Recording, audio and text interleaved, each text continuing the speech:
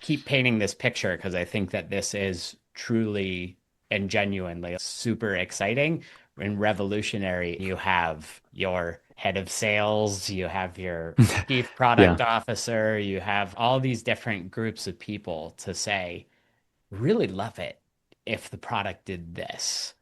And then you Yeah. just run it through this flow that we're looking at right now. And you're like, holy crap, that's actually it. That's not a pipe dream. This is our production code actually making this stuff come to life. Yeah, because you have the guardrails from the production code too, right? What you're saying is like that head of sales, they're looking at the storybook and you can demo it interactively right there for them in the same Yeah. meeting. But they are Exactly. effectively the coders. They are mouth Yeah. coding.